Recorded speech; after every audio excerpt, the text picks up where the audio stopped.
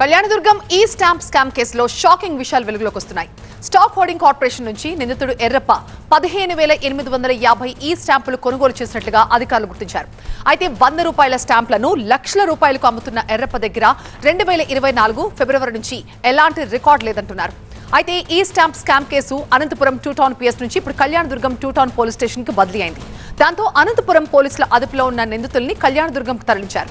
ఎర్రప్ప, మోహన్ తో పాటుగా మరో ఇద్దరిని కూడా అదుపులోకి తీసుకుని ప్రశ్నిస్తున్నారు.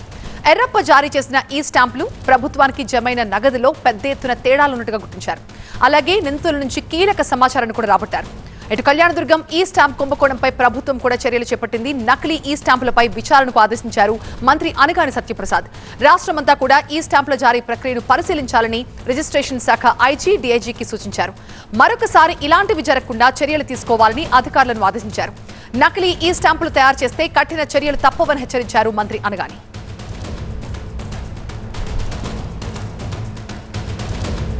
నకిలీ ఈ స్టాంపులకు సంబంధించి ప్రభుత్వం కూడా చర్యలకు ఉపక్రమించినట్టుగా తెలుస్తోంది. మరింత సమాచారాన్ని మా ప్రతినిధి నరేష్ అందిస్తారు. నరేష్, కళ్యాణదుర్గం ఈ స్టాంపు కుంభకోణంలో కీలక పరిణామం చోటు చేసుకుంది. ఈ నెల 22వ తారీఖున SRC infra developers Anantapuram 2 town police స్టేషన్లో ఒక కంప్లైంట్ ఇవ్వడం జరిగింది.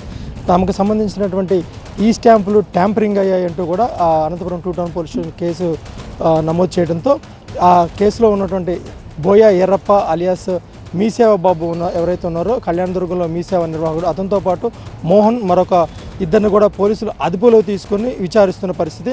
అయితే మొత్తం పెద్ద ఎత్తున కోట్లు కొల్లగొట్టాడంటూ కూడా ఇప్పటికే విచారణలో కొంత సమాచారం కూడా రాబట్టడం జరిగింది. దాదాపు 13,000 ఈ స్టాంప్ పేపర్లను మీసేవ బాబు విక్రయిస్తే అందులో ఎన్ని ట్యాంపరింగ్ గురయ్యాయి, ఎన్ని నిజంగా విక్రయించాడనే దానిపై కూడా పోలీసులు అయితే మొత్తం విచారణ జరుపుతున్నారు. మొత్తంగా రాష్ట్ర వ్యాప్తంగా మాత్రం ఈ కేసు సంచలనం సృష్టించిందని చెప్పుకోవాలి. మరోవైపు కళ్యాణదుర్గం ఈ స్టాంపు కుంభకోణం అయితే మాత్రం పొలిటికల్ టర్న్ కూడా తీసుకుంది. మీసేవ బాబు ఎవరైతే ఉన్నారో అతను కళ్యాణదుర్గం ఎమ్మెల్యే అమిలినేని సురేంద్రబాబు దగ్గరే ఉంటాడు.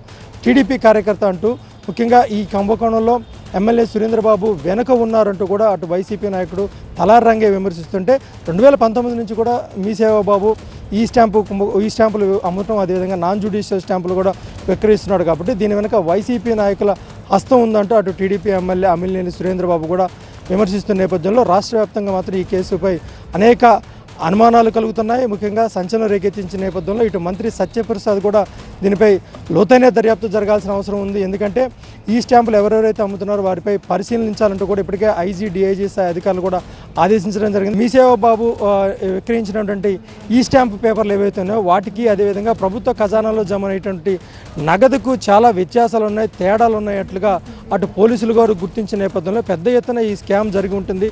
దీని వెనక ఎవరెవరు ఉన్నారనే దానిపై ఇప్పటికే పోలీసులు లోతైన దర్యాప్తు చేస్తున్నారు. మరికొన్ని రోజులు ఆలస్యం అయితే ఇంకా ప్రభుత్వానికి చెడ్డ పేరు వస్తుంది. ఇప్పటికే దాదాపు 4-5 రోజులు దీనిపై పెద్ద ఎత్తున రచ్చ జరుగుతున్న నేపథ్యంలో సాధ్యమైనంత త్వరలోనే ఈ కేసుకు ఒక కంక్లూజన్ అయితే మాత్రం పోలీసులు ఇచ్చే ఆలోచనలో ఉన్నట్లుగా తెలుస్తుంది. ఇవాళ రేపట్లో ఖచ్చితంగా దీనిపై పోలీసులు ఒక మీడియా సమావేశం కూడా పెట్టి కళ్యాణదుర్గం ఈ స్టాంపు కుంభకోణంపై సమగ్ర దర్యాప్తు చేశాం, ఏం చేశారు, దీనిపై పూర్తి విచారణ వివరాలన్నీ కూడా మీడియాకి తెలియజేసే అవకాశాలు అయితే కనిపిస్తున్నాయి. ఇక ఫోన్ ట్యాపింగ్ కేసులో ఆసక్తికర పరిణామం చోటు చేసుకుంది. ఈ కేసు విచారణ తీరుపై బీజేపీ ఎంపీలు భిన్న స్వరాలు వినిపించారు. ఈ కేసులో బీజేపీ ఎంపీగా ఈటెల రాజేందర్ ను కొద్ది రోజుల క్రితం విచారించిన సిట్ లేటెస్ట్ గా మరో బీజేపీ ఎంపీ కొండా విశ్వేశ్వర్ రెడ్డిని విచారించింది. అయితే తన ఫోన్లను ట్యాప్ చేస్తున్నారని గతంలో అనేక సార్లు ఫిర్యాదు చేసినా సిట్ తనను విచారణకు పిలవకపోవడంపై రఘునందన్ రావు తీవ్ర అసంతృప్తి వ్యక్తం చేశారు. ఇవాళ సిట్ విచారణకు హాజరైన బీజేపీ ఎంపీ కొండా విశ్వేశ్వర్ రెడ్డి మునుగోడు, దుబ్బాక ఎన్నికల సమయంలో తన ఫోన్లు ట్యాప్ చేశారని ఆరోపించారు. తన భార్య సంగీత ఫోన్ కూడా ట్యాపింగ్ కు గురైందన్నారు. ఫోన్ ట్యాపింగ్ కు బాధ్యులైన కేసీఆర్, కేటీఆర్ పై చర్యలు తీసుకోవాలని డిమాండ్ చేశారు. ఈ అంశాన్ని పార్లమెంట్లో లేవనెత్తుతామన్నారు. ఏదో హోమ్ సెక్రటరీ అంట అసలు ఆయన నిందితుడా, ప్రభాకర్ రావు నిందితుడా, లేకుంటే సీఎం కేసీఆర్ నిందితుడా? అందరు తెలుసు. ఇంట్రెస్ట్ కాపాడేది ఎవరు? ఇంట్రెస్ట్ కేసీఆర్ కుటుంబ పాలన కొనసాగాలని, అది నేను ఇంట్రెస్ట్. వీళ్ళు ఓన్లీ వాళ్ళ డెమోక్రసీ పనిచేస్తున్నారు. అక్కడి నుంచి ప్రభాకర్ రావు కనెక్ట్ చేయాలి, ప్రభాకర్ రావు నుంచి కేసీఆర్ కొడుకు కనెక్షన్ చేయాలి. అది సుబుట్లు ఎట్లా వస్తాయి? సర్కమ్స్టాన్షియస్ ఎవిడెన్స్ కూడా చేయవచ్చు. ఇవన్నీ కూడా కోర్టులు చేరవాలి. కానీ ఇవి అయిపోయే వరకు తెలంగాణ ప్రజలు ఊరుకున్నారు. ఈ ఓడగొట్టింది దరిద్రమైతే తెలంగాణ నుంచి, ఈ కుటుంబ పాలన అయితే పోయింది తెలంగాణ నుంచి. కానీ వీళ్లకు నిజమైన రేపు కూడా ఇటువంటి జరగవద్దు. ముఖ్యంగా ఈ రీజనల్ పార్టీస్ వల్ల ఇట్లనే ఉంటాయి కుటుంబ పాలనలు, ఇట్లాంటి ముందు కూడా జరగొద్దని ఇది వీళ్ళ కన్విక్షన్ వరకు ఆ last connection of the last 2 links is very very important. అయితే ఫోన్ ట్యాపింగ్ విచారణపై మరో బీజేపీ ఎంపీ రఘునందన్ రావు విమర్శలు గుప్పించారు. ఈ కేసులో అసలు బాధితుల్ని వదిలేసి ఎవరెవరినో విచారిస్తున్నారని ఆరోపించారు. ట్యాపింగ్ కేసులో అసలు బాధితుల్ని తానేనన్నారు. తనను సిట్ ఎందుకు పిలవడం లేదని ప్రశ్నించారు. కేసుకు సంబంధం లేని కాంగ్రెస్ నేతలకు విచారణను పిలుస్తున్నారన్నారు. ఫోన్ ట్యాపింగ్ కేసులో ప్రజల ముందు ప్రభుత్వం పెట్టేది గాడిద గుడ్డే అని విమర్శించారు. ఎందుకు రిమాండ్లు జరుగుతలేవు? ప్రభాకర్ రావుని తెస్తాం, ఏ బొక్కలైనా వేస్తాం, ఏడున్నా పట్టుకొస్తామన్నారు. ఏమైంది ఇన్వెస్టిగేషన్? ఎప్పుడు జరుగుతుంది? 2023 ఎన్నికలప్పుడు మీ పంచాయతీ తెలుసుకుంటేందుకు సిటీ చెప్తున్నారు తప్పితే మేమిచ్చిన కంప్లైంట్లు ఏవి? 2020 అక్టోబర్, నవంబర్, డిసెంబర్లో కూడా నేను గెలిచిన తర్వాత కూడా కంప్లైంట్లు ఇచ్చిన. ఏమి మరి డీజీ గారికి ఇచ్చిన కంప్లైంట్లు? మాకేం సంబంధం లేదు, మా మీదైన కేసులకు సంబంధం లేదు. అంటే ఇది ఒక నాటకం అన్నట్టు. ఇటు టీఆర్ఎస్ ఇటు కాంగ్రెస్ కలిపి ఆడుకున్నట్టు, నేను కొట్టినట్టు చేస్తాను, ఏడ్చినట్టు చేయని ఆడుకునే నాటకంగా తప్ప ఇంకొకటి చిత్తశుద్ధి లేదు. ఏ యాంపుల్ ఎవిడెన్స్? దుబ్బాక ఉప ఎన్నికలో పోలీసులు మా ఫోన్లో ఏ రోజు ఎవరు తిన్నారు, ఇన్నదెవరు, ఏమేమి చేసిరని నేను చెప్పేందుకు సిద్ధంగా ఉన్నా. పిలిచే ధైర్యం సిక్కేందుకు లేదు. అంటే మీరు you want to compromise the case, political vendetta, నీకు నచ్చిన వాళ్ళని పిలిచి నచ్చినట్టు రాజకీయం చేసుకుంటా ఉన్నారు. ఇవన్నీ ఇన్వెస్టిగేషన్ చేసి రేపు రాత్రి లాస్ట్కి తెలంగాణ ప్రజల ముందు ఏముంచుతాయంటే, ముఖ్యమంత్రి గారి భాషలో చెప్పాలంటే గాడిద గుడి తప్పితే వీళ్ళు ఏం చేసేటట్లు లేరు. ఇక్కడ కొండందవి వెనకటికో సామెత చెప్తారు, ఎలుకని పట్టిర్రని. వీళ్ళ ఆఖరికి ఎలుకని కాదు ఇంకేం కూడా పడుతుంది కూడా వీళ్ళకి చేతనైతే లేదు. పూర్తి సమాచారాన్ని మా ప్రతినిధి రంజిత్ అందిస్తారు. రంజిత్, విచారణ ఎలా జరుగుతుంది? ఒక బీజేపీ ఎంపీ రఘునందన్ రావు విమర్శిస్తున్నారు. అసలు బాధితుడిని నేనే, నన్ను పిలవకుండా ఎవరెవరినో పిలుస్తున్నారంటున్నారు. ఇంకా ఎంతమందిని పిలిచే అవకాశం ఉంది ఈ విచారణలో భాగంగా? అంటే ఇదే విషయంపై మనం సిట్ అధికారులతో మాట్లాడినప్పుడు తమ విట్నెస్ స్టేట్మెంట్లన్నీ కూడా సీక్వెన్స్ పద్ధతిలో తీసుకుంటున్నాం. ఏదైతే డాటా రిట్రైవ్ చేయడం ద్వారా వచ్చినటువంటి సమాచారం ఉందో దాని ఆధారంగా మాత్రమే ఇప్పుడు విట్నెస్ సంబంధించిన స్టేట్మెంట్ రికార్డ్ చేస్తున్నాం. ఇదే క్రమంలో అన్ని పార్టీలకు సంబంధించిన వ్యక్తుల్ని తమ పిలిచి విచారిస్తున్నాం. అదంతా కూడా సీక్వెన్స్ పద్ధతిలో జరుగుతుంది. వెళ్ళ రేపు రఘునందన్ రావుకి సంబంధించిన విట్నెస్ స్టేట్మెంట్ రికార్డ్ చేయాలన్నా వచ్చేటువంటి సీక్వెన్స్ పద్ధతి ఆధారంగా తాము ఫర్దర్ విచారణ చేపడతామన్నటువంటి విషయాన్ని మాత్రం ఇక్కడ సిట్ అధికారులు చెప్తున్నారు. ఈరోజు కొండా విశ్వేశ్వరరెడ్డికి సంబంధించిన విట్నెస్ స్టేట్మెంట్ని రికార్డ్ చేశారు. దాదాపు 2 గంటల పాటు ఆయనకు సంబంధించిన స్టేట్మెంట్ రికార్డ్ చేశారు. ఇప్పటికే సిట్ అధికారులు ఈ విట్నెస్ స్టేట్మెంట్ రికార్డ్ చేసేందుకు ఒక ప్రొఫార్మా సిద్ధం చేశారు. ఆ ప్రొఫార్మా ఆధారంగానే వీరందరికీ సంబంధించిన స్టేట్మెంట్ రికార్డ్ చేస్తున్నారు. ఇక్కడ వారికి ఏ రకంగా ఏదైతే ఫోన్ ట్యాపింగ్ ద్వారా కలిగినటువంటి అనుభవాలను తెలుసుకోవడంతో పాటు వీరికి సంబంధించిన ఎన్ని సందర్భాల్లో వీరికి సంబంధించిన ట్యాప్ అయింది, ఏ సందర్భాల్లో సందర్భంగా ఈ ఫోన్ ట్యాప్ అయింది అన్నటువంటి విషయాన్ని కూడా వారికి చెప్తున్నారు. ఇక్కడ కొండా విశ్వేశ్వరరెడ్డి దుబ్బాక, హుజరాబాద్, ఆ తర్వాత మునుగోడు ఎన్నికల సందర్భంగా తన ఫోన్ ట్యాప్ అయింది. గతంలో కూడా తను ఇదే విషయాన్ని చెప్పాను. సో ఇప్పుడు కూడా సిట్ అధికారులు తనకు ఆ ఎన్నికల సమయంలో, ఉప ఎన్నికల సమయంలో తనకు సంబంధించిన ఫోన్ ట్యాప్ అయింది. తనకు సంబంధించిన ఫోన్ మాత్రమే కాదు, తన కుటుంబ సభ్యులు, తనకు సన్నిహితంగా ఉండేటువంటి వ్యక్తులకు సంబంధించిన ఫోన్ ట్యాప్ జరిగిందన్నటువంటి విషయాన్ని చెప్తున్నారు. దీంతో పాటు కొంత వ్యాపార లావాదేవీల్ని డిస్టర్బ్ చేసేటువంటి ప్రయత్నం కూడా ఈ ఫోన్ ట్యాపింగ్ ద్వారా చేశారన్నటువంటి విషయాన్ని ఇటు కొండా విశ్వేశ్వరరెడ్డి చెప్తున్నారు. ముఖ్యంగా తనకు సంబంధించిన దాదాపు ఏదైతే ఈ స్థలాన్ని వేరే వ్యక్తులకు విక్రయించిన తర్వాత ఆ వ్యక్తులను బెదిరించి బలవంతంగా వారితో దాదాపు 13 కోట్ల రూపాయలటువంటి ఎలక్ట్రోల్ బాండ్స్ రాయించారు. ఆ తర్వాత తన స్నేహితుడు బంగారం దాదాపు 72 కోట్లకు సంబంధించిన బంగారం కొనుగోలు చేస్తే ఆ బంగారాన్ని పట్టుకోవడంతో పాటు అదంతా కూడా నెపం తనపై నెట్టేటువంటి ప్రయత్నం చేశారు. ఇదంతా కూడా ఫోన్ ట్యాపింగ్ జరిగినటువంటి సందర్భంలోనే చేశారన్నటువంటి విషయాన్ని కొండా విశ్వేశ్వరరెడ్డి ఈరోజు సిట్ అధికారులకు స్టేట్మెంట్ రూపంలో ఇచ్చారు. సో ఇక్కడ ఫర్దర్గా ఇప్పటికే కొండా విశ్వేశ్వరరెడ్డితో పాటు ఇంకా చాలా మందికి సంబంధించిన స్టేట్మెంట్ అనేది కూడా తాము రికార్డ్ చేస్తాం. ఇప్పుడు విట్నెస్లకు సంబంధించిన స్టేట్మెంట్ అంతా కూడా ఒక ప్రొఫార్మా సిద్ధం చేస్తాం. ఆ ప్రొఫార్మా ఆధారంగా ఎవరైతే సీక్వెన్స్ పద్ధతులు ఉన్నారో వారందరికీ సంబంధించిన స్టేట్మెంట్ని ఫర్దర్గా రికార్డ్ చేస్తామన్నటువంటి విషయాన్ని సిట్ అధికారులు చెప్తున్నారు. Right, thanks for the updates Ranjith. Next story చూద్దాం. బీజేపీ సంస్థాగత ఎన్నికల్లో మళ్లీ కదలికొచ్చింది. మరో 3 రాష్ట్రాల అధ్యక్షుల ఎంపిక కోసం ఎలక్షన్ ఆఫీసర్స్ ను నియమించారు బీజేపీ జాతీయ రిటర్నింగ్ అధికారి MP Laxman. Maharashtra state election officer గా కేంద్ర మంత్రి Kiran Rijiju, Uttarakhand state election officer గా కేంద్ర మంత్రి హర్ష మల్హోత్రా, వెస్ట్ బెంగాల్ ఎలక్షన్ ఆఫీసర్ గా ఎంపీ రవిశంకర్ ప్రసాద్ ని నియమించారు. ఇక ఆయా రాష్ట్రాల బీజేపీ అధ్యక్షుల ఎంపిక, నేషనల్ ఎగ్జిక్యూటివ్ మెంబర్స్ ఎంపిక ప్రక్రియను ఈ 3 నేతలు చేపట్టనున్నారు. ఇప్పటి వరకు 14 రాష్ట్రాల అధ్యక్షుల ఎంపిక పూర్తయిపోయింది. ఇక త్వరలోనే మిగిలిన రాష్ట్రాల అధ్యక్షుల ఎంపిక చేయనుంది బీజేపీ అధిష్టానం. తెలంగాణ బీజేపీ అధ్యక్షుడి ఎంపికపై కూడా సస్పెన్స్ కొనసాగుతుంది. ఇప్పటికే పలువురు నేతలు అధ్యక్షుడి రేసులో ఉన్న విషయం తెలిసిందే. రాష్ట్ర పార్టీ అధ్యక్ష పదవి ఆశావహుల జాబితాలో ఈటెల పేరు బలంగా వినిపిస్తుంది. మరోసారి బండి సంజయ్ పేరు ప్రచారంలోకి వచ్చినప్పటికీ ఆ రేసులో తాను లేనంటూ ఆయన అప్పట్లోనే క్లారిటీ ఇచ్చేశారు. ఇక అంతర్దృష్టి ఇప్పుడు ఈటెల వైపు మళ్లింది. ప్రస్తుతం రాజకీయాల్లో బీసీ కార్డు బలంగా పనిచేస్తున్న వేళ ఆ కోటాలో తనకేమైనా అవకాశం ఖాయమన్న ధీమాలో ఆ కోటాలో ఆయనకేమైనా అవకాశం దక్కే ఆలోచన ఏమైనా కనిపిస్తుందని కూడా ఈటెల ఆలోచిస్తున్నట్టు తెలుస్తోంది. ఇక ఈ క్రమంలో అధిష్టానం నిర్ణయంపై సర్వత్రా ఉత్కంఠ నెలకొంది. పూర్తి అప్డేట్స్ అందించడానికి మా ప్రతినిధి విద్యాసాగర్ లైవ్ లో సిద్ధంగా ఉన్నారు. విద్యాసాగర్, బీసీ కార్డు బలంగా పనిచేస్తున్న వేళ దాని ఎఫెక్ట్ ఏమైనా ఈటెలపై ఉండొచ్చంటారా? అండ్ ఈ రేస్లో బండి సంజయ్ లేనని ముందే చెప్పారు, ఇంకా ఎవరున్నట్టు తెలుస్తోంది? ఎస్, తెలంగాణలో బీజేపీ క్యాడర్ అంతా కూడా ఎప్పుడెప్పుడు రాష్ట్ర అధ్యక్షుడిని ప్రకటిస్తారా అని ఎదురు చూస్తున్న వేళ మళ్ళీ ఒకసారి ఈ అధ్యక్షుల ఎంపిక మీద కేంద్ర పార్టీ ఈరోజు ఒక సిగ్నల్ అయితే ఇచ్చిందని చెప్పుకోవాలి. మరికొద్ది రోజులు మనకు అందుతున్నటువంటి కీలక సమాచారం ప్రకారం వారం 10 రోజుల్లోనే మరో 10 రాష్ట్రాలకు బీజేపీ రాష్ట్ర అధ్యక్షుల్ని నియమించబోతున్నట్లుగా తెలుస్తుంది. ముఖ్యంగా ఈరోజు ఏదైతే బీజేపీ రాష్ట్రాల అధ్యక్షుల ఎంపికకు సంబంధించి 3 రాష్ట్రాలకు స్టేట్ ఎలక్షన్ ఆఫీసర్స్ను జాతీయ రిటర్నింగ్ అధికారిగా ఉన్నటువంటి ఎంపీ లక్ష్మణ్ నియమించారు. ఈ నేపథ్యంలో ఏదైతే గత జనవరిలోనే ఇప్పటికే 29 రాష్ట్రాలకు స్టేట్ ఎలక్షన్ ఆఫీసర్స్ను నియమించారు. ఎందుకంటే బీజేపీ సంఘటన పరువులో భాగంగా సంస్థాగత ఎన్నికలు నిర్వహిస్తుంది. దీంట్లో మొత్తం కూడా కార్యవర్గాన్ని కొత్తగా రిక్రూట్ చేసుకుంటున్న వేళ ఇప్పటికే 14 రాష్ట్రాలకు సంబంధించి అధ్యక్షుల ఎంపిక పూర్తయింది. మరొక 14 ఏదైతే మొత్తము 36 యూనిట్లుగా చేసుకుంది దేశాన్ని. ఈ నేపథ్యంలో 36 యూనిట్లు అంటే దాదాపు 18 రాష్ట్రాల అధ్యక్షుల ఎంపిక పూర్తయితేనే జాతీయ అధ్యక్షుడి ఎంపికకు అర్హత లభిస్తుంది. ఈ నేపథ్యంలో ప్రస్తుతం 14 పూర్తయ్యాయి కాబట్టి మరొక వారం 10 రోజుల్లో 10 రాష్ట్రాల అధ్యక్షులకు సంబంధించి ఎంపిక ఉండబోతుంది. ఆ రాష్ట్రాల్లో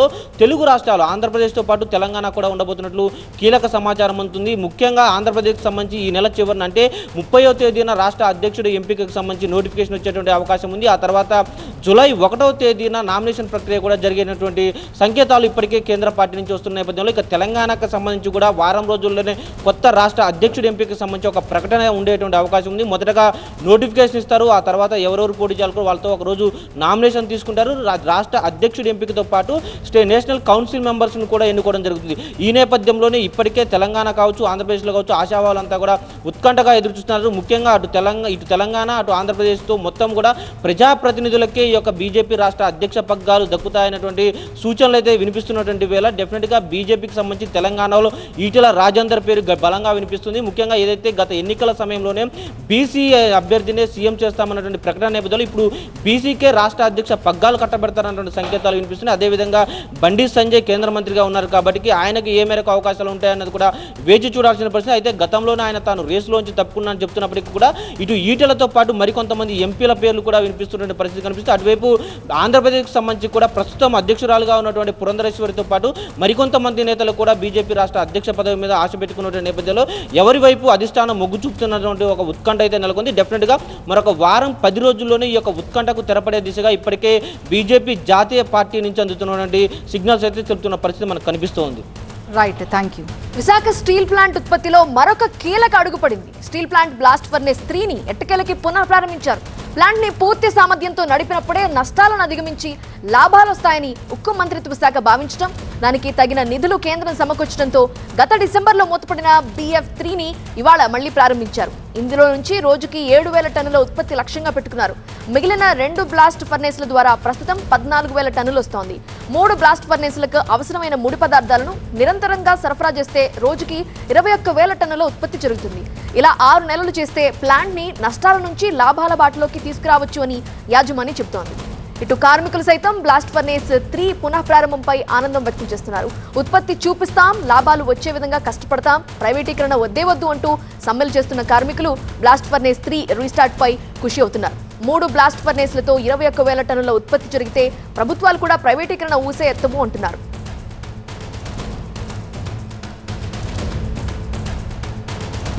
ఇక ప్రైవేటీకరణ ఉండకపోవచ్చు అని కార్మికులు సంతోషం వ్యక్తం చేస్తున్నారు. ఇది ఎంతవరకు నిజం తెలుసుకుందాం. మా ప్రతినిధి కాజా లైవ్ లో సిద్ధంగా ఉన్నారు. కాజా, ప్రైవేటీకరణకి ఉండకపోవచ్చా మొదటిది, రెండోది ఇక 3వ ఫర్నేస్ ని ఉత్పత్తి మొదలు పెడితే నష్టాలకి మనం చెక్ చెప్పినట్టేనా?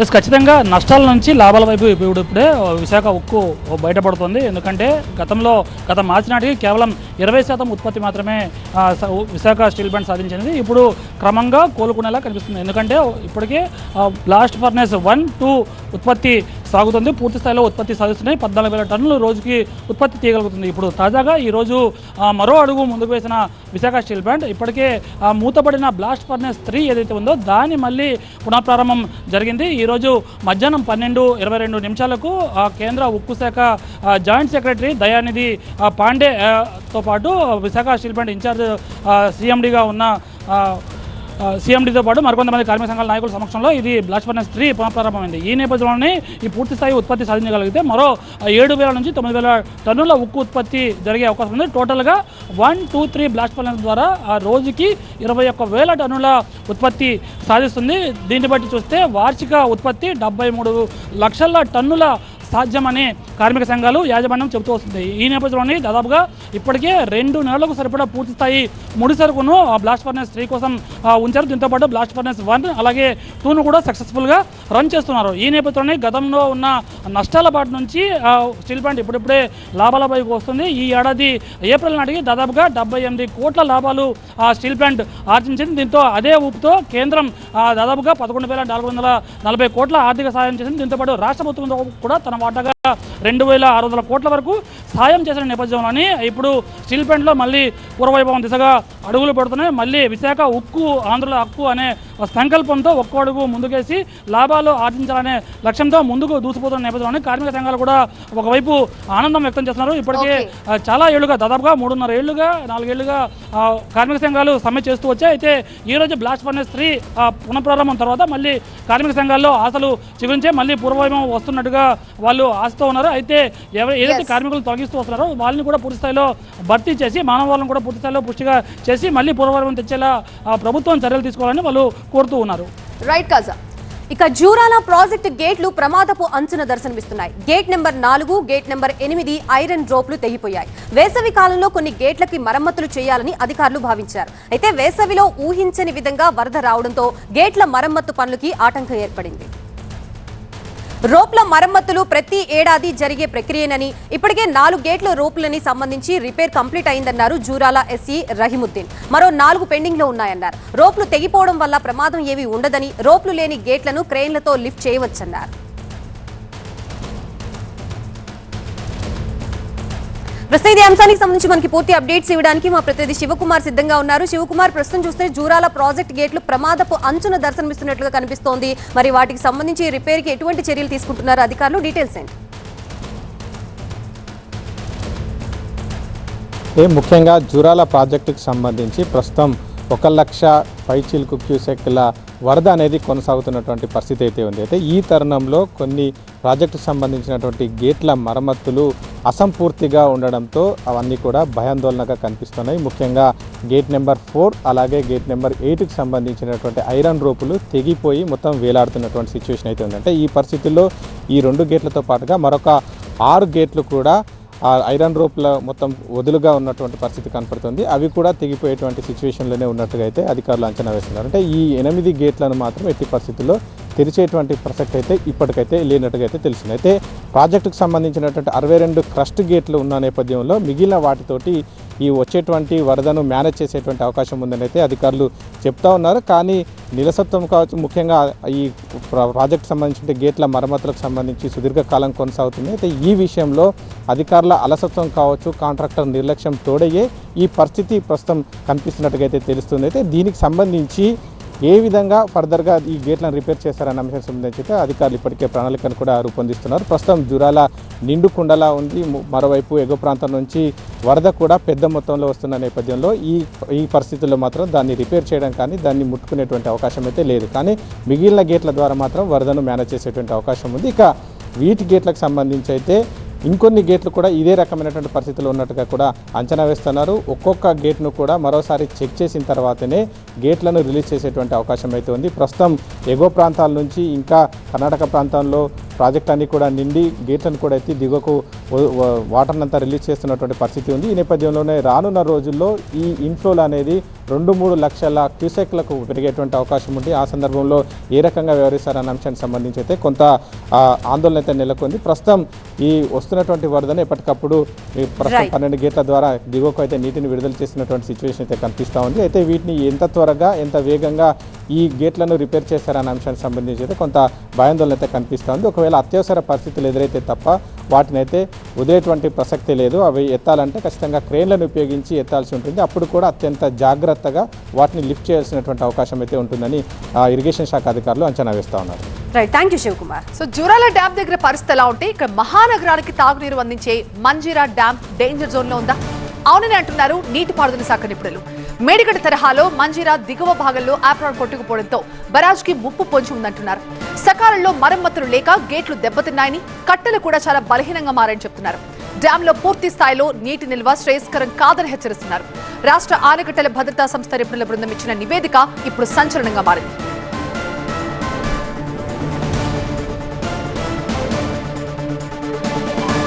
బరాజ్ కి తక్షణమే మరమ్మతులు చేయకపోతే భవిష్యత్తులో ముప్పు ఏర్పడుతుందని, ప్రస్తుత పరిస్థితుల్లో బరాజ్లో పూర్తి స్థాయిలో నీటి నిల్వ ఏమాత్రం శ్రేయస్కరం కాదని రాష్ట్ర ఆనకట్టల భద్రతా సంస్థ ఎస్డీఎస్ఓ తేల్చి చెప్పింది. ఎస్డీఎస్ఓ ఆధ్వర్యంలో నిపుణుల బృందం గత మార్చి 22న బరాజ్ని పరిశీలించి నివేదికను సమర్పించింది. వరద ఉధృతితో కోతకి గురయ్యే చోట ఎప్పటికప్పుడు మరమ్మతులు చేయకపోతే అది క్రమంగా డ్యామ్ వరకు విస్తరించే ప్రమాదం ఉందని హెచ్చరించింది. రోజుకి 10 కోట్ల గాలన్ల నీరు అందించే ఈ barrage Hyderabad metro water works నిర్వహణలో ఉంది. దీనిపై ప్రభుత్వం వెంటనే చర్యలు తీసుకోవాలని స్థానికులు కోరుతున్నారు. ఇక మంజీరా బరాజ్ పరిస్థితిపై ఆందోళన వ్యక్తం చేశారు మాజీ మంత్రి కేటీఆర్. కాంగ్రెస్ సర్కార్ చేతకానితనంతో నిన్న జూరాల ప్రాజెక్ట్ ని డేంజర్ జోన్ లోకి నెట్టిన ఘటన మరవక ముందే ఇప్పుడు హైదరాబాద్ జంట నగరాలకు మంచినీరు అందించే మంజీరా బరాజ్ కూడా ప్రమాదంలో పట్టం అత్యంత ఆందోళనకరమన్నారు. స్టేట్ డ్యామ్ సేఫ్టీ ఆర్గనైజేషన్ నిపుణుల బృందం గత మార్చి 22న బరాజ్ని సందర్శించి సమర్పించిన నివేదికను ప్రభుత్వం నిర్లక్ష్యంగా పక్కన పెట్టడం క్షమించరాని నేరమన్నారు కేటీఆర్.